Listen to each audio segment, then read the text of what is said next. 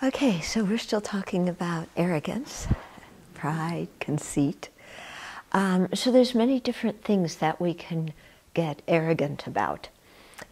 Our physical appearance, our physical strength, our athletic ability, our intelligence, the amount of knowledge we have, particular talents we have, musical or artistic, particular skills, working with computers or machinery or cooking or, you name it, we can get proud of it, okay? And this doesn't just happen in our regular careers or regular life, but also in the Dharma. When people first come to the Dharma, they're usually fairly humble because they don't know very much. But then when they've been around a bit, get a little bit kind of, well, I'll show you the way, and you don't know how to do that. Well, let me tell you, because this is the way we do it. And we can get really kind of arrogant in the Dharma, thinking that we know a lot, we've accomplished a lot, we're very knowledgeable, and so therefore other people should look up to us, they should respect us, they should put us in the front row. This happens with monastics, oh, I've been ordained longer than you, get out of my way.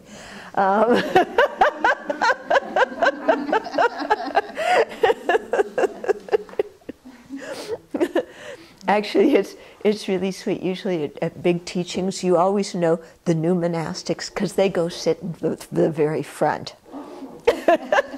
They don't know they're supposed to sit in the back. But we can get arrogant about everything, and you name it. So it's something to really be on guard against, because arrogance is a big hindrance to learning. Because if you know it all, then your mind is never open to learning anything more. Okay? So the Tibetans have a saying that if you live on, no grass grows on the top of the mountain, it only grows in the valley. Yeah, and so a person who considers themselves very high, they can't learn anything. They're just the rocky crag at the top of the mountain and not the lush, fertile valley, where things can actually grow.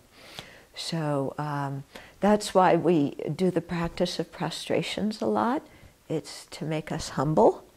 Yeah, I mean, it shows respect for the Buddha. It also, purifies.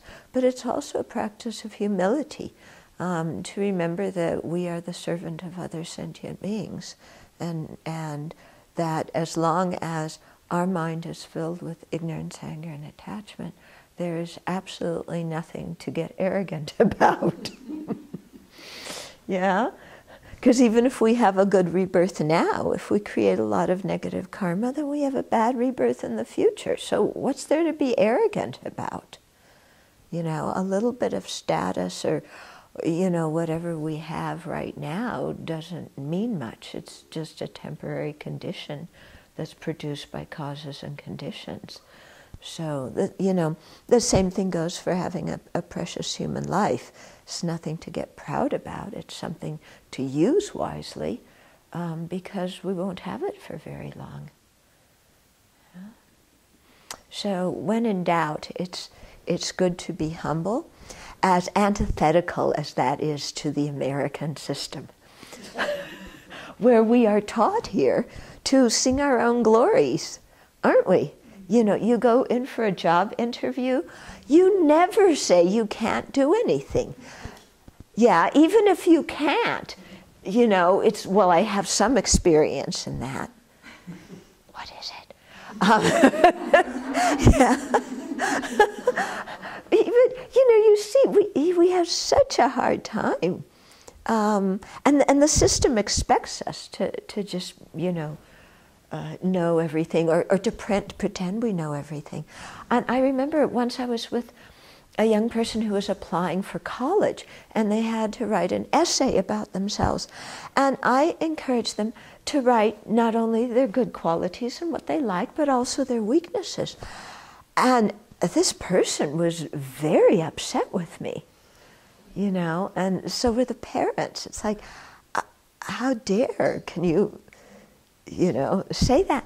And I was thinking, you know, if I get an application where somebody's talking honestly about themselves, then I'm going to notice that and be more inclined to, you know, select that person than somebody who is trying to pull the wool over my eyes, yeah, or somebody who's totally out of touch with themselves and think they're excellent at everything. Yeah. But I saw very quickly that not everybody shares that opinion about who they would select. Yeah. So, but if you're in the Dharma a lot, and this is something you really see in Tibetan culture, you know, kind of you're taught to be humble, you're taught not to brag, and so on, and so that's an advantage to be in a place where that kind of attitude is encouraged rather than the attitude, you know, here I am. Okay, that doesn't mean losing our confidence. It doesn't mean hiding our qualities. If we know something, if we have some ability, we should say so. Okay? But that's quite different than, you know, making ourselves, exaggerating our qualities. Yeah? And making ourselves more than we are. But we should say what abilities we have because we want to help sentient beings. And if we don't tell them what we're good at doing, they can't ask us for that particular kind of help.